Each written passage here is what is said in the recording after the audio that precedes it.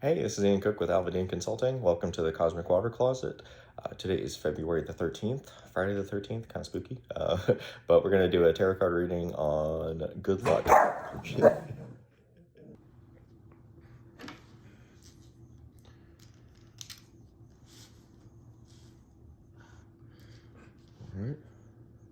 It is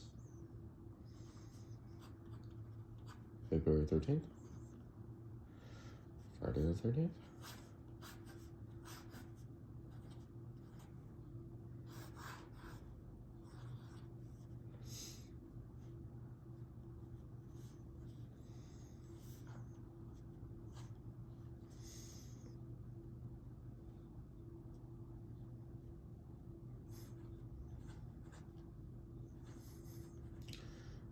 Attention. Good luck. It being Friday the 13th and all.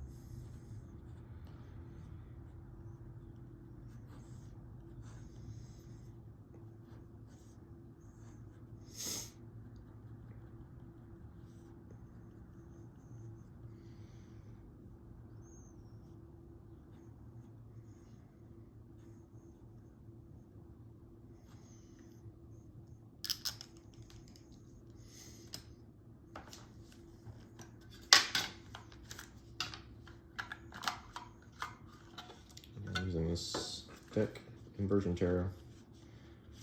This is Daily Reader. This is a deck that my wife gave me. First deck of tarot cards that she got for me.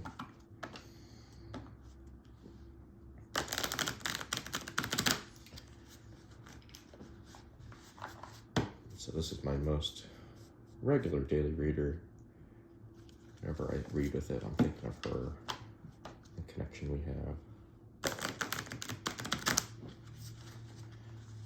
So far, reading with it, I've gotten some pretty good readings. They're quite helpful for what I'm working on.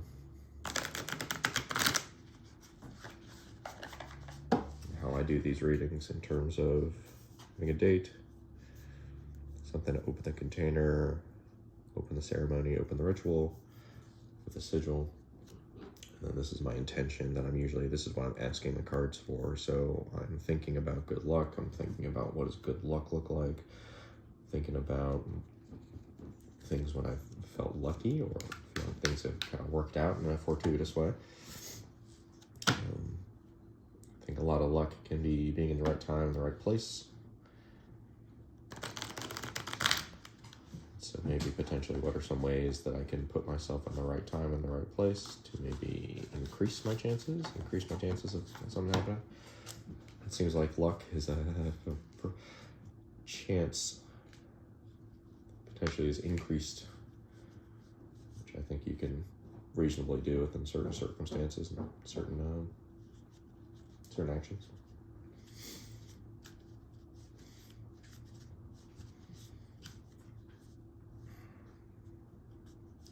So as I'm shuffling these cards, taking something from the middle, taking a stack, putting it in or out, and not really quite thinking about which direction I'm going, but sometimes rotating, sometimes consistent. But as I'm shuffling, I'm thinking about this intention. I'm just thinking, potentially saying a mantra that's attached to the sigil, which is a sigil based on my initials, Ian Cook, I see. That turns into the phrase, I see, like I want to see. So these are two eyes. I see. On the back, it's a three-sided pyramid, so on the back is a third eye that you can't see, so an occult eye. And then this halo represents heavenly bodies. So physical structure, piercing a heavenly form. So part of the mantra is holy, holy, holy. And then this infinity symbol up at the top completes the mantra of forever and ever and ever. So I see. Holy, holy, holy, forever and ever and ever. And I envision this sigil, this form, this shape coming together as I'm saying this mantra, as I'm thinking about this intention. And that's kind of the process that I use to read the cards, see what they tell me. So had those 3 shuffles, 3 times 3 times 3, so 9 movements. And we'll split the deck. When I'm splitting the deck, I try not to think too much. I just aim for somewhere in the middle. If I get it, I get it, but sometimes split's a little funky. But and then after I split the deck, I sit with this and I think on it. Again, thinking about good luck. What does that look like? What does it feel like?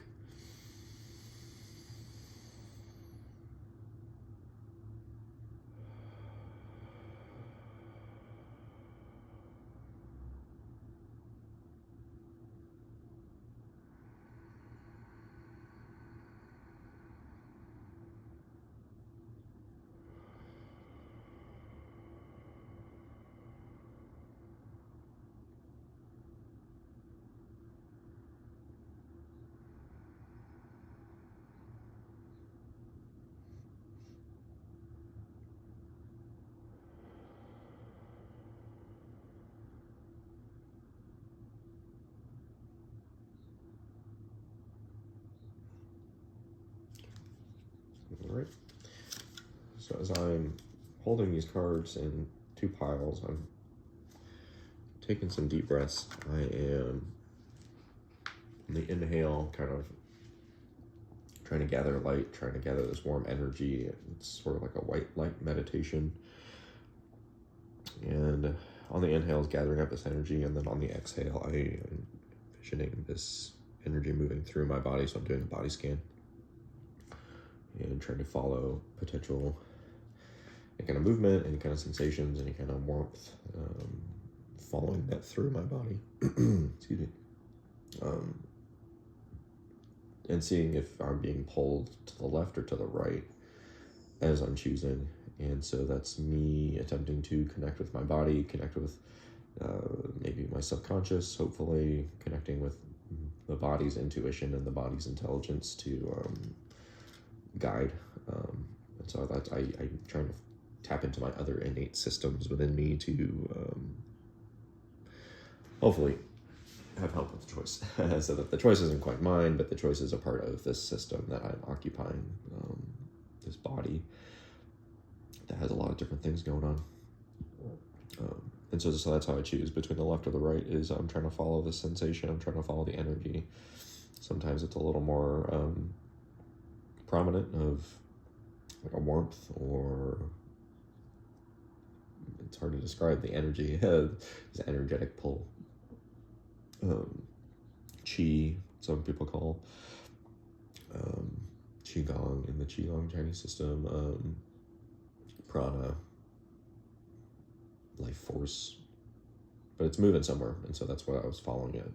I felt something more to the right. So 4 of Cups, inverted. Let's see what that does for us.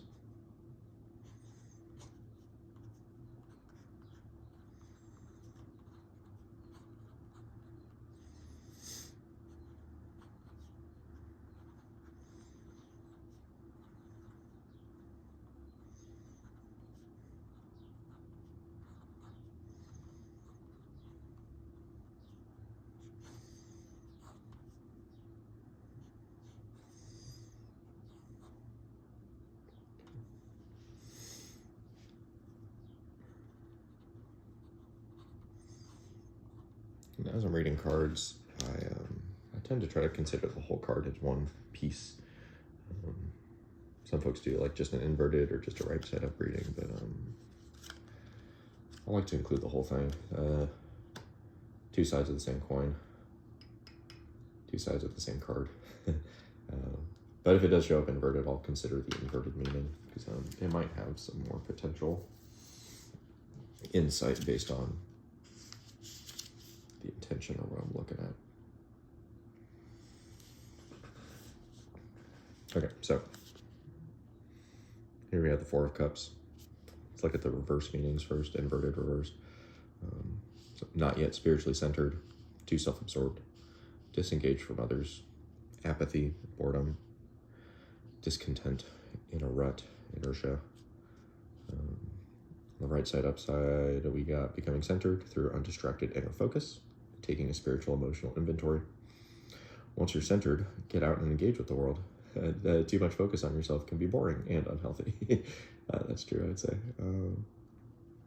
Yeah, you can't always just stay in and do the work. You can't always just be in the process. You got to get out there, got to engage. Yeah, random new things that pop up in your life, divine gifts. Too distracted to embrace a new opportunity.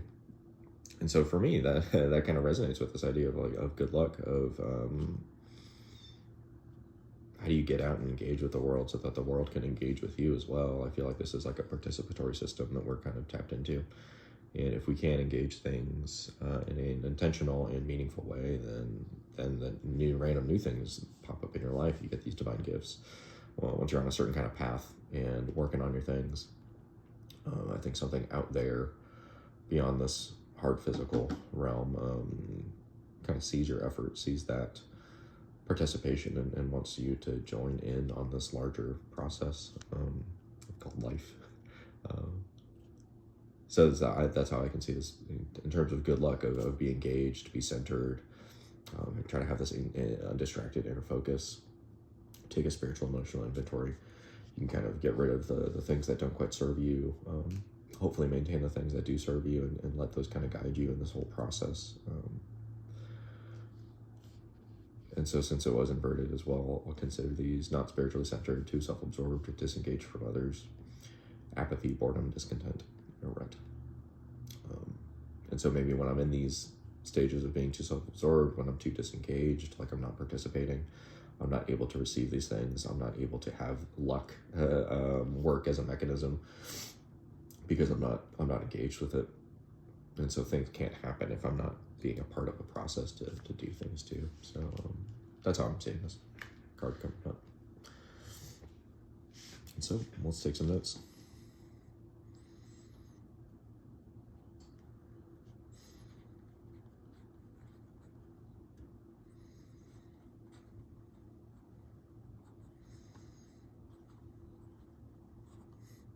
I think it says not yet, yet in parentheses, to show that it can get better. You can become spiritually centered, or maybe just in that the downswing, and maybe we can head back up into the upswing to get to there.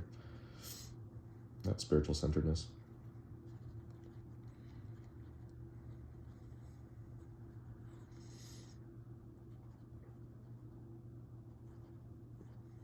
And it does feel kind of funny. I almost picked, for my intention for the reading today, I was thinking about centered balance.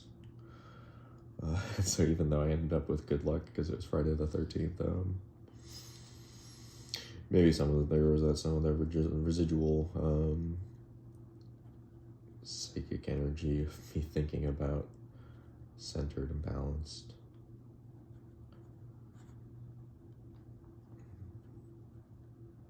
So maybe I'm getting a reading for that intention too. Maybe. Okay.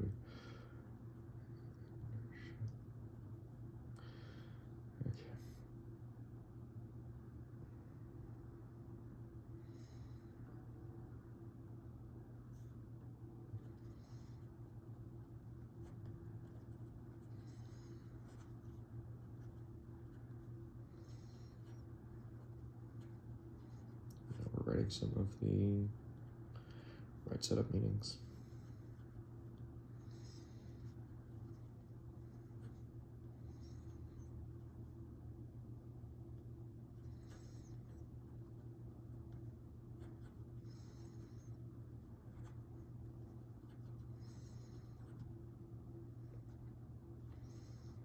Yeah, becoming centered through undistracted inner focus. Taking a spiritual emotional inventory. This makes me think of the idea of a flow state. Once you're like really focused on something, once you're like really in it, like you lose sense of the outside world, sense of time and space, because you're just locked in, as the kids say.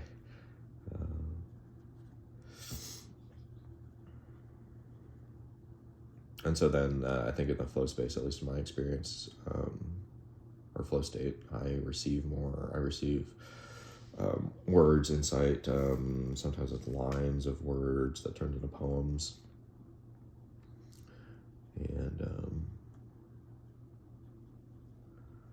that's when things tend to happen to me, is in that flow state. So how do I get to those flow states? Potential ways is breathing exercises,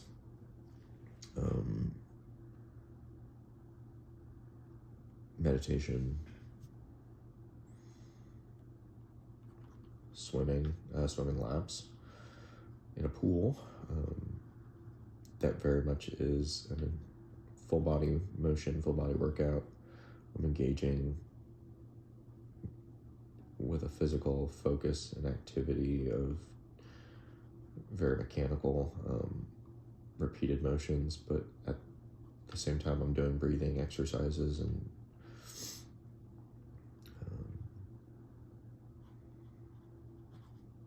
just that focus and that consistent repeated motion plus the breathing. And sometimes I'm also visualizing things that I'm working on, things that I want to happen. And that feels an important part of my practice to engage with that physical exercise, but also the breathing and the thinking and the visualization. And so I inadvertently do a lot of reading, or not reading, but a lot of writing poetry as I'm swimming, because these things just pop in my head. Maybe something I was working on, a solution kind of comes through that, or I'll get some insights from somewhere that'll be like, oh yeah, that's a potential way to look at this. Or maybe sometimes I'll think about someone or something that leads me to reaching out to them, texting, emailing.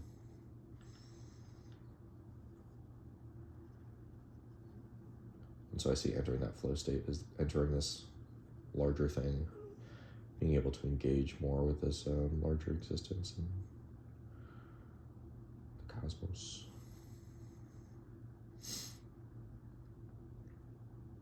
Okay.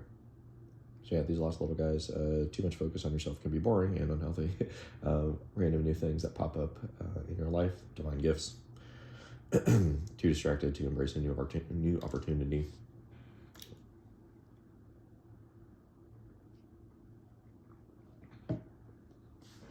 And so how can we maybe try to prevent being distracted, prevent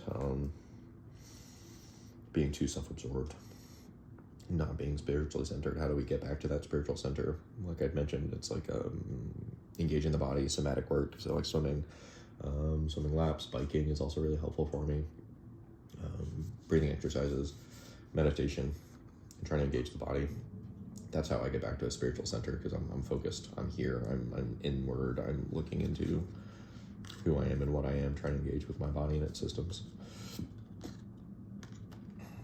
All right, so let's draw these cups.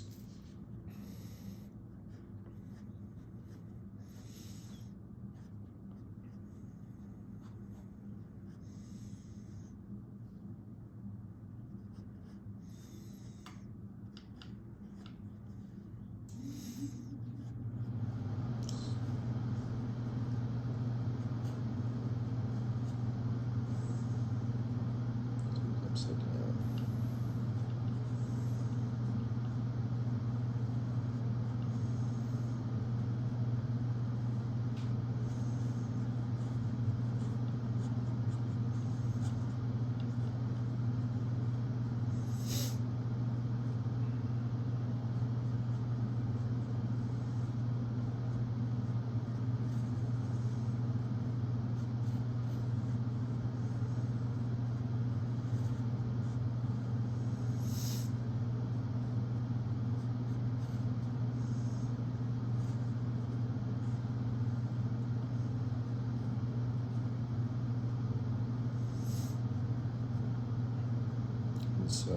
So then drawing out the card is this kind of last little step of, again, trying to focus on an act, focus on this process of creativity, it's a process of making and creating.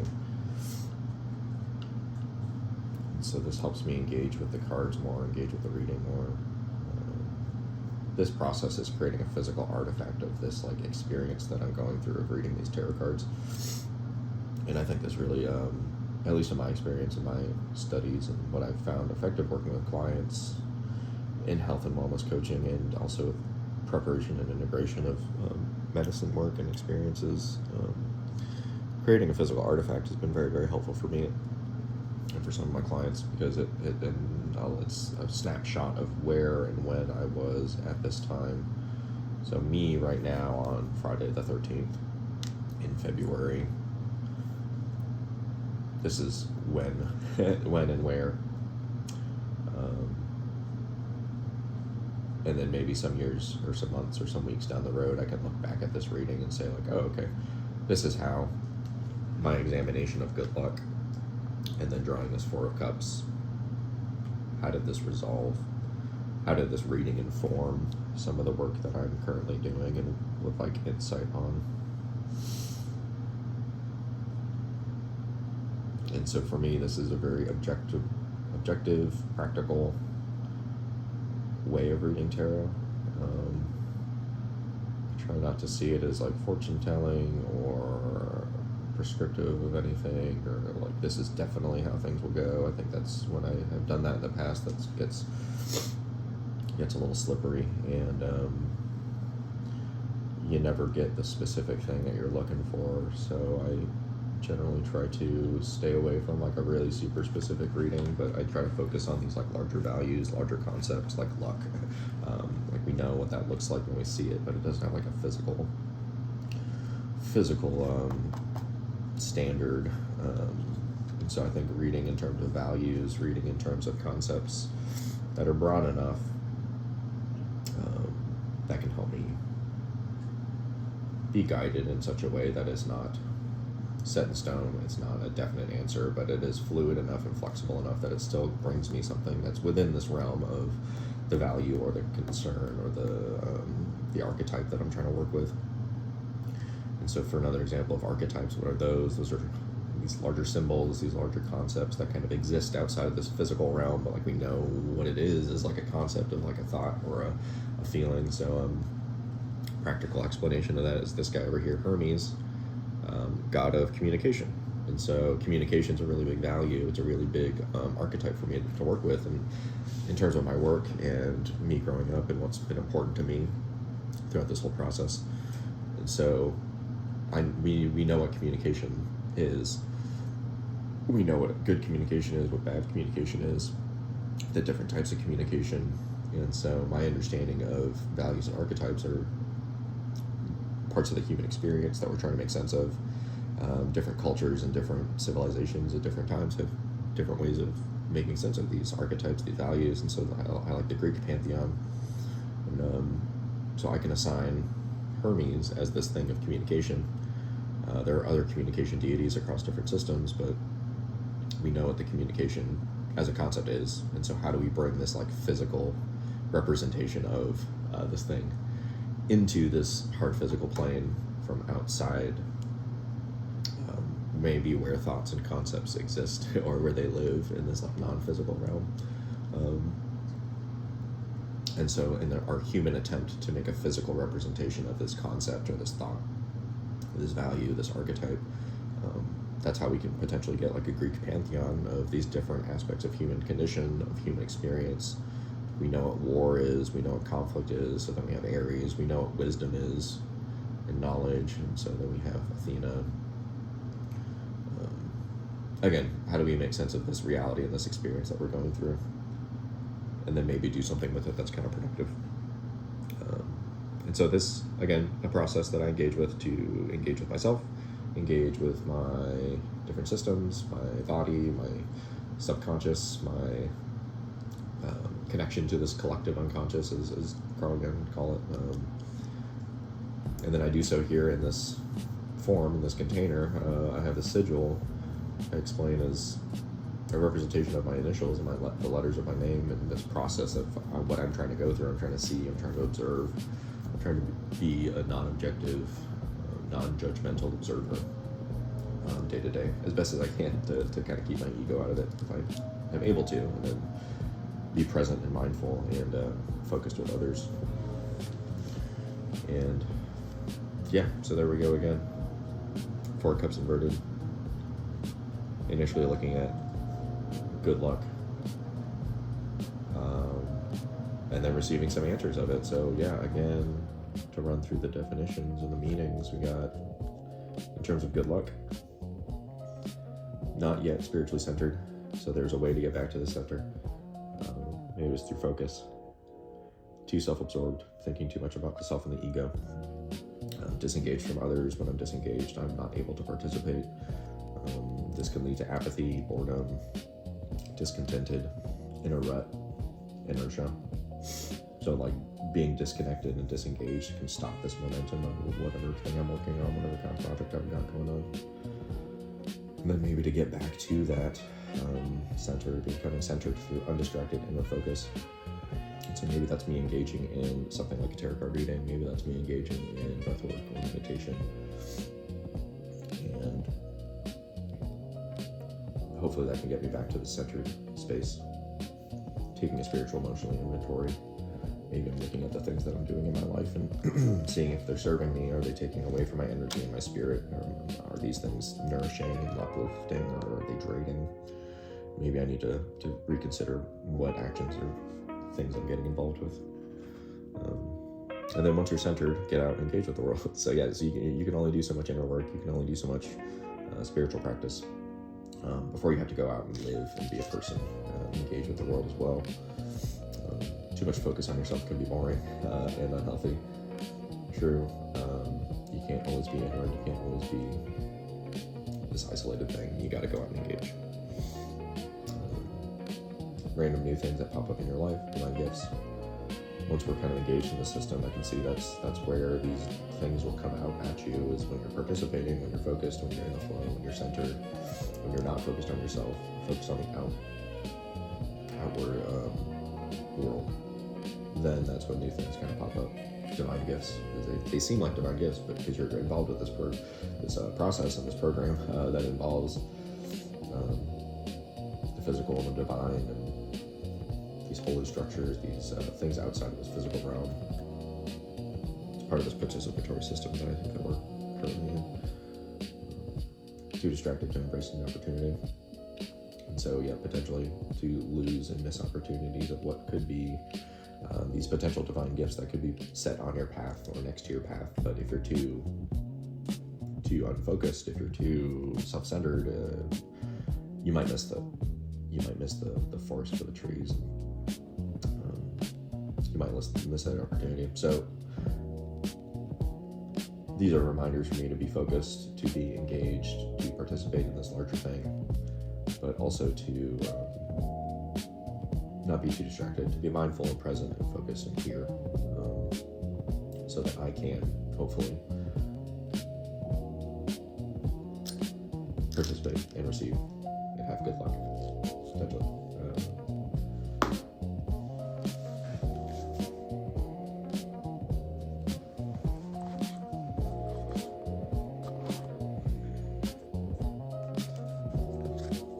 There we go.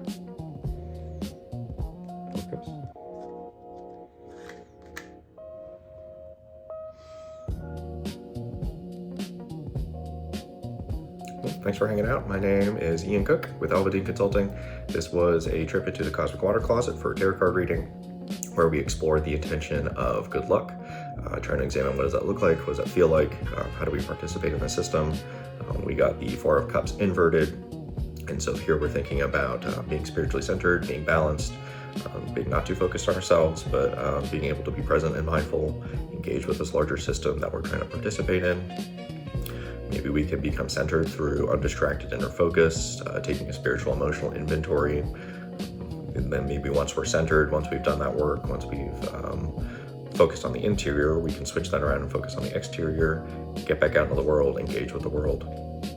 Maybe this can lead to these new random things popping up in our life, these things that might seem like divine gifts, when really we're participating and we're being shown and we're being given things based on being in a path and being in the flow and engaging with life in such ways that we can see these new opportunities, these new synchronicities, these connections, these things that might help serve us as well.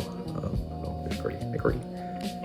But again, yeah, thanks for hanging out. Please feel free to like and subscribe. Follow this page for more, and I'll see you next time. Thank you.